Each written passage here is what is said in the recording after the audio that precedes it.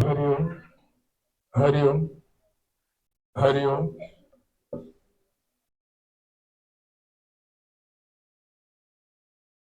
दिगंबर जी, हे वेगळं बनव मग नंतर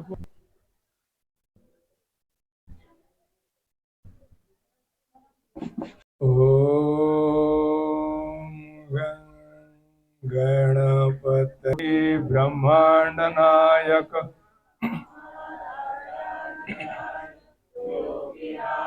पर ब्रह्म सच्चिदानंद भक्त प्रतिपालक शेगांव निवासी समर्थ सद्गुरु श्री गजानन महाराज की जय। गण गण गणात भूते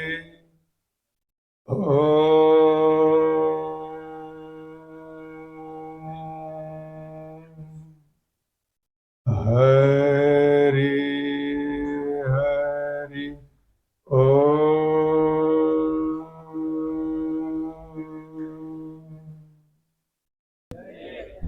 प्रेमाने म्हणा, या मंदिरात गुरुपौर्णिमेच्या दिवशी म्हणा, आत्म्यातून म्हणा, चेहरा हासरा करून म्हणा, भक्ती भावाने म्हणा, जय गजानन। आज इतना पवित्र दिन, गुरु पूर्णिमा का दिन। छोटा सा 15-16 मिनट का प्रवचन करते हैं। गुरु यानी क्या? जो हमें अंधकार से प्रकाश की ओर ले जाते हैं, वो गुरु। हमें घर के अंदर जाना है तो आप दीवार फांद कर जाएंगे क्या? दरवाजे से में अंदर जाएंगे। अंदर जो है मकान के अंदर, वो समझे भगवान है, और जो आपका प्रवेश द्वार है, दरवाजा है, वो है हमारे गुरु। जब तक तुम दरवाजा नहीं खोलोगे तब तक घर के अंदर जा नहीं सकोगे। और भगवान ने हमें इतना सुंदर जीवन दिया है, तो ना गुरु बनकर मत जाइए, गुरु बनाकर ही इस दुनिया से हमें विदा होना है। और ये कोई आवश्यक नहीं है कि जो आपका गुरु है वो जिंदा ही रहना चाहिए, कोई जरूरी नहीं है। जो समाधि में संत लोग हैं वो भी आपके गुरु हो सकते हैं। ज्ञानोबा मावली, गजानन महाराज जी, साईं बाबा, इनको भी आप गुरु बना सकते हो। लेकिन ये एक धागा है, तार है भगवान तक जाने का। और गुरु हमें वो बताते हैं जो हमने नहीं करना चाहिए हमारे जीवन में, और आध्यात्म की ओर हमें ले जाते हैं और हमारे जीवन को प्रकाशमय कर देते हैं। इन गुरुओं की बात अब आपको क्या बताऊं। इनके चरण में जो चला गया उसे किसी भी बात की कमी नहीं रहती। पैसा है उसे हम श्रीमंत कहते हैं, लेकिन वो श्रीमंत नहीं है। श्रीमंत कौन है? जिसके पास सद्गुण है, जिसके पास भक्ति है, जो मीठी वाणी बोलता है, जो सबको साथ में लेकर चलता है, और जो पैसे का घमंड नहीं करता, वो श्रीमंत है। बोला जय गजानन। हमारे महाराज का ही ले लीजिए, जो शेगांव में समाधिस्थ है, लेकिन आज भी हमें प्रचिति देते हैं। बंडू तात्या नाम का एक व्यक्ति था, बेचारा कर्ज में दब गया था, पूरा पैसा खत्म हो गया, घर के सब बर्तन बिक गए, घर के लोग उसे बोलने लगे, सहन नहीं होता था। साहूकार लोग आते थे, तगादा लगाते थे, हमारा पैसा दो, हमारा पैसा दो।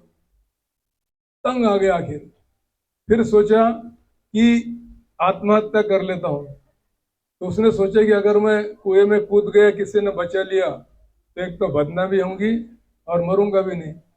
उससे काम करता हूँ, हिमालय पर्वत पर चले जाता हूँ, वहां पर गंगा नदी में डुबकी लगाकर मर जाता हूँ। मंडू तात्या ने अपने शरीर को पूरी राख लगा ली, पहचान में नहीं आना चाहिए इसलिए, और निकल पड़ा घर से। रेलवे स्टेशन के पास गया हरिद्वार का टिकट लेने के लिए। वहां पर हमारे महाराज समझ पहुंच गए साधु वेश में, और कहने लगे, अरे बंडू कहाँ जा रहा है? वो कहने लगा, मैं हिमालय पर्वत पर जा रहा हूँ, अब मुझे मरना है, गंगा में प्राण देना है, बहुत थक गया मैं, इतना कर्जा मेरे ऊपर। तो ये साधु बाबा जो गजानन महाराज जी हमारे थे, इन्होंने कहा कि देखो, कहीं भी जाओ लेकिन संतों का दर्शन करके जाना चाहिए। उसे वो बात जच गई। तो कहाँ जाऊँ बाबा? एक अकोला के पास शेगांव गांव है, महाराज खुद के बारे में बता रहे हैं, एक अकोला के पास शेगांव गांव है, वहां पर जाओ और बाद में तुम्हें जो करना है करो।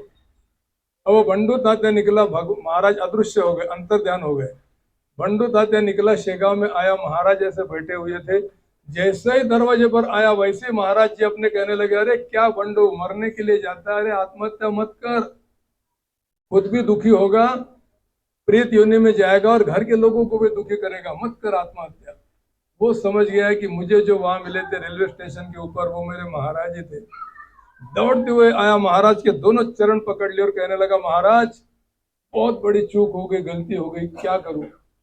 महाराज जी ने उसके पीठ के ऊपर एक जोर से थप्पड़ मारी और कहने लगे, जा तेरी खेती में एक चक्राकार पत्थर की मूर्ति है, उसके पास में बबुल का झाड़ है, उसके नीचे 5 फुट के नीचे जुड़े तुझे धन मिलेगा, जा। लेकिन ये काम तूने आधी रात को करना है और अकेले करना है। वो समझ गया, गुरुदेव ने कहा है सत्य होना ही है। आधी रात में गया, बबुल के झाड़ के नीचे गड्ढा खोदा, 5 फुट के नीचे एक तांबे की घाघरी मिली, उसके अंदर 400 सोने के सिक्के थे। वो देखने के बाद अपने सिर पर लिया और वहीं जोर जोर से नाचने लगा, जय गजानन जय गजानन जय गजानन। दलेद्री चले गई, पैसा ही पैसा हो गया, खूब खुश हो गया, घर के लोगों को लेकर आया, महाराज जी के चरणों में पैर पड़ता और कहता, महाराज आपने मुझे मरने से बचा लिया। तो महाराज जी कहने लगे, अरे अब ऐसा मत कर, सोच समझ कर खर्चा कर और हिसाब से रहे। वो कहने लगा, महाराज जी, और जय गजानन जय गजानन जय गजानन कहते कहते दौड़ते वहां से निकल पड़ा। ये होते हैं गुरु हमारे, जो हमें संकट से बचाते हैं। नानक देव जी महाराज वाहे गुरु, वो पूरे भ्रमण करते थे पूर्ण विश्व में, और आपको ये जानकर आश्चर्य होगा कि वो समंदर के पानी के ऊपर नानक देव जी चलते थे, जैसे हम जमीन पर चलते हैं वैसे भ्रमण करते करते। उनके साथ में उनके एक शिष्य था जिसका नाम था बाला। कहने लगे, बाले आज हमें ये जो झोपड़ी दिखाई दे रही है इसके हम संकीर्तन करेंगे आज रात में। बाला ने जाकर कहा, वो झोपड़ी का मालिक बहुत गरीब था, हाथ जोड़कर कहने लगा, गुरुदेव मेरे यहाँ भजन करेंगे, मेरे यहाँ कीर्तन करेंगे। सारी रात खुश हो गया, चट्टी बिछा दी और वहां नानक देव जी, बाले और गांव के लोग आकर भजन कीर्तन करने लगे। सुबह जब जाने लगे तो हाथ जोड़कर कहने लगा, गुरुदेव कृपा बनाए रखना, उनके चरण चाहिए। नानक जी बाले के साथ में निकल पड़े और जाकर दूर जाकर क्या कहते, बाले उसे जाकर कह दे कि झोपड़ी तोड़ दे। बाला सोचने लगा, गुरुदेव ये क्या कर रहे हैं, वो बेचारा गरीब आदमी, छोटी सी झोपड़ी, और वो भी तोड़ देगा, फिर रहेगा कहाँ वो। लेकिन गुरुदेव ने कहा ना, बस वो जाकर कहने लगा, देखिए नानक जी ने कहा कि आपकी झोपड़ी जो है, जो भी है, जैसी भी है, उसे तोड़ डालो। उसने कहने लगा, गुरुदेव ने आदेश दिया है, बस मैं बिल्कुल नहीं सोचूंगा, जो होगा देखा जाएगा। और पूरी झोपड़ी तोड़ने की शुरुआत कर दी। उसके बाद में 2 साल बाद में नानक देव जी फिर से उसी गांव में और कहने लगे, बाले आज हमें उस घर में कीर्तन करना है। बड़ा बंगला था, 2 मंजिली बंगला था, यहाँ पर आज मैं रात में कीर्तन करूंगा। वहां पर जाने के बाद वो जब बाहर आया व्यक्ति, तो वो वह व्यक्ति था जिसकी झोपड़ी गुरुदेव ने तोड़वाई थी। वो हाथ जोड़कर कहने लगा, गुरुदेव आप मेरे घर आए, बहुत आनंद हुआ। 2 साल पहले मेरी झोपड़ी थी, आपने कहा था तोड़ दो, मैंने तोड़ दी। उसके नीचे, जमीन के नीचे जब मैं खोदने लगा तो मुझे धन मिला, मैंने दूध का व्यापार शुरू किया, और देखिए आज कितना बड़ा मेरा बंगला बन गया, कितनी बरकत हो गई आपके कारण गुरुदेव, ये सब आपकी कृपा है। और नानक देव जी वहां से वाहे गुरु वाहे गुरु वाहे गुरु वाहे गुरु कहते हुए निकल पड़े। हमारे शिरडी के साईं बाबा ने भी ऐसे चमत्कार किए, ऐसे लोगों को आशीर्वाद दिया है, किसी भी बात की कोई कमी नहीं होने दी। ये होते हैं गुरुदेव। एक गणपत शिंपी नाम का व्यक्ति था, शिरडी में रहता था, बुखार ऐसा कि निकलता ही नहीं था। कितनी गोलियां ले ली, कितने वैद्य को बता दिया, कितने डॉक्टर को बता दिया, लेकिन बुखार जाता ही नहीं था। आखिर तंग आकर साईं बाबा के चरणों में गिर पड़ा और कहने लगा, बाबा अब बहुत हो गया, अब मुझसे सहा नहीं जाता, ये बुखार मेरा जा ही नहीं रहा है, मैं क्या करूं बताओ। साईं बाबा ने हाथ ऊपर करके बोला, सबके मालिक एक, अरे गणपत, महालक्ष्मी मंदिर के सामने एक काली कुत्ती बैठी है, उसे तो दही भात खिला दे। इसने कहा, बाबा ने कहा है तो अवश्य खिलाऊंगा। जाते जाते रास्ते में सोचने लगा कि मैं घरवाली को बोलूंगा दही भात, उसे समय लगेगा, और महालक्ष्मी मंदिर के सामने तो मैंने आज तक काला कुत्ता देखा नहीं, कहां से होगा, बाबा ने जो कहा है वो कहां से पूरा होगा। जैसे इसने दरवाजा खटखटाया, घरवाली ने दरवाजा खोला, गणपत जैसे ही प्रवेश करता है घर के अंदर, वैसे घरवाली बोलती है कि सुनिए जी, आज आपके लिए मैंने दही भात बनाया है, हम दोनों मिलकर खाएंगे। अरे वो खुश हो गया, बाबा की इतनी कृपा, अरे भगवान जल्दी लाए कटोरे के अंदर मुझे दही भात दे। उसने दही भात दिया, वो लेकर महालक्ष्मी माता के मंदिर में गया, हाथ जोड़कर प्रणाम करने लगा, माता कुत्ता कहां से लाओ, बाबा ने कहा है, साईं बाबा ने कहा है। उतने में कभी न आने वाला काला कुत्ता उस मंदिर के सामने आ गया, और वो जो दही भात का कटोरा था वो सामने रख दिया, उसने पेट भर के खाया, और वहां से वो कुत्ता निकल पड़ा। उसके बाद में गणपत को कभी बुखार आया नहीं। ये होते गुरुदेव, ये हम पर कृपा करते, ये हमें आशीर्वाद देते हैं। आज भी इतने सारे लोग यहाँ पर बैठे हैं, सबके गुरु है, मुझे पता है, ना गुरु यहाँ पर कोई भी नहीं है। लेकिन आप याद कीजिए, आपके जीवन में जब से आपका जन्म हुआ है तब आप ऐसे नहीं थे। जब से आप गुरुदेव की शरण में गए, आपका पूरा जीवन बदल गया। आपके जीवन में इतना धन धान्य संपत्ति संतोष समाधान आपको दिया है कि आप बार बार शेगांव की वारी करने के लिए जाते हैं, महाराज जी के चरणों में प्रणाम करते हैं, कहते हैं महाराज बस ऐसा ही रहने दो, आनंदी रहने दो, खुश रहने दो। ये होती है बड़ी कृपा। अब प्रवचन रह गया सिर्फ 3 या 4 मिनट का, समय का मुझे ध्यान है, उसके हिसाब से मैं बोलता हूं, और उतना ही बोल। काल उठ के रघुनाथा, मात पिता गुरु चरण ही माथा। प्रभू श्री रामचंद्र जी जेव्हा ब्रह्ममुहूर्ताला पहाटे पहाटे उठत होते, उठल्याबरोबर ते आपल्या बाबांच्या पाया पडत होते, त्यांची आई कौशल्य, सुमित्रा आणि कैकेयी या तिघांच्या पाया पडत होते, आणि गुरुदेव वसिष्ठजी त्यांच्या पाया पडून त्यांचा आशीर्वाद घेत होते।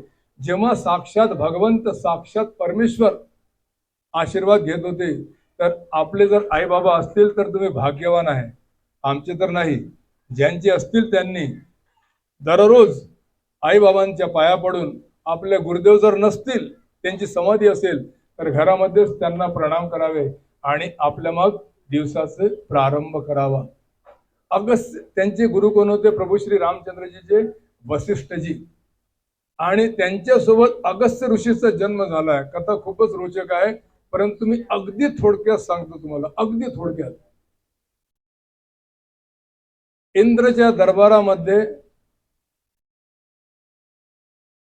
अप्सरा नृत्य करत होती, तिथं वरुण देवता आले आणि त्यांनी तिला बघितलं। त्यांचं तेज इतकं होतं की ते तेज देवतांनी एका घड्यामध्ये जमा केलं, ज्याला म्हणतात आपण कुंभ। त्या कुंभमध्ये ते जमा झालं, आणि कालांतराने त्या गडव्यामध्ये, त्या माठामध्ये 2 बालक उत्पन्न झाले। एक होते अगस्त्यजी आणि एक होते वसिष्ठजी।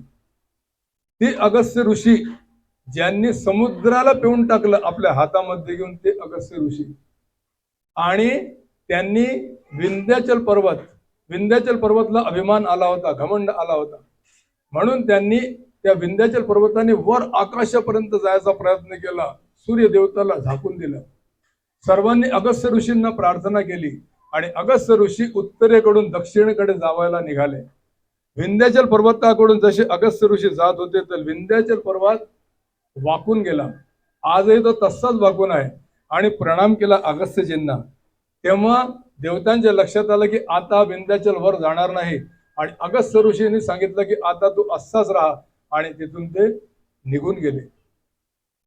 हे अगस्त्य ऋषी ज्यांनी समुद्राला गिळून टाकलं होतं, ती कथा अगदी 2 मिनिटात सांगतो तुम्हाला। पुष्कळशा राक्षसांनी देवतावर आक्रमण केलं, आणि रात्री ते आक्रमण करत होते, आणि दिवसा समुद्राच्या आतमध्ये जाऊन सर्व राक्षस लपून जात होते।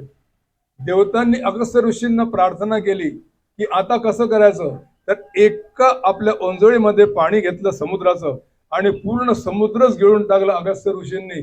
पूर्ण पाणी नष्ट झालं आणि नंतर ते राक्षस बाहेर आले आणि देवतांनी त्यांचा वध केला. आणि हा समुद्र केव्हा भरला गेला? जेव्हा भागीरथ ऋषींनी गंगा देवीला बोलवलं होतं त्यावेळेस पूर्ण समुद्र भरला गेला आणि पूर्व पृथ्वीवर पाणीच पाणी झालं. आज गुरुपौर्णिमेच्या दिवशी आपण एकच मनामध्ये संकल्प करूया की गजानना महाराजा, तुम्ही मला सगळं काही दिलेलं आहे, परंतु एकच गोष्ट मला पाहिजे की मला सुख, शांती, समाधान, मन नियंत्रण मध्ये ठेव देवा. बाकी सर्व आहे तुझं दिलेलं माझ्याकडे. आणि एकच गोष्ट देवाला प्रार्थना करा कि मुझे तूने दाता बहुत कुछ दिया है, तेरा शुक्रिया है, तेरा शुक्रिया है.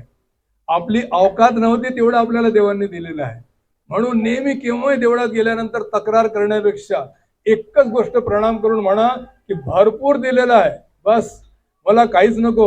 फक्त एकच विनंती करतो देवा की जेव्हा मी शेवटचा श्वास घेईन तेव्हा तुझं नाव माझ्या मुखावर, माझ्या जिभेवर असू दे, एवढीच प्रार्थना करा. आजचं प्रवचन संपलं. समर्थ सद्गुरु श्री गजानन महाराज की जय. गण गण गणात बोते.